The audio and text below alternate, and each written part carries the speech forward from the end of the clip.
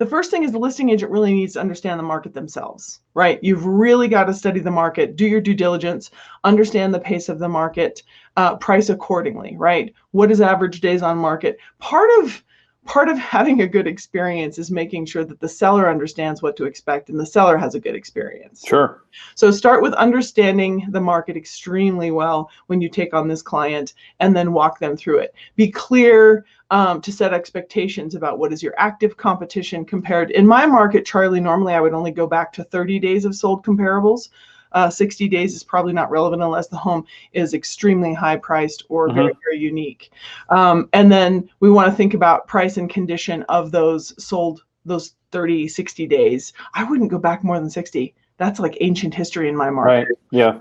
Yeah. So we had reported, I think 3 months ago, that year over year our market was up 12%.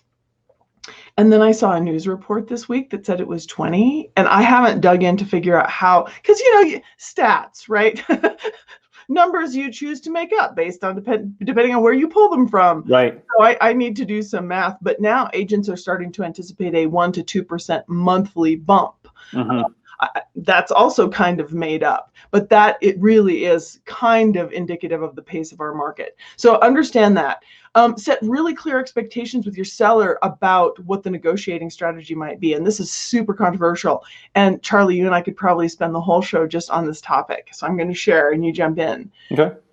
So this is a little bit of a side trail because I really want to talk about preparing the property. Well, maybe I'll go there and then I'll loop back. So preparing the property. People say, I don't have to. I don't have to. Everything sells.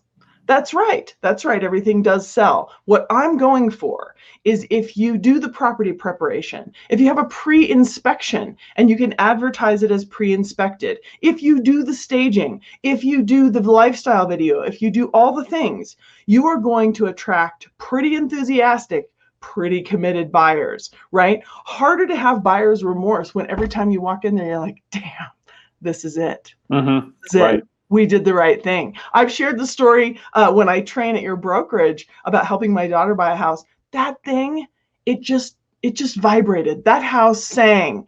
And as scared as I was to pay so much for a 130-year-old house with 1 bathroom, there was something about that house. Yeah. It glowed, right? And you could just, the minute you get regrets, go stand in the yard and you're like, no. And I said to her, I said, we stole this thing. And it sort of was like, it felt like it emotionally, like we stole it.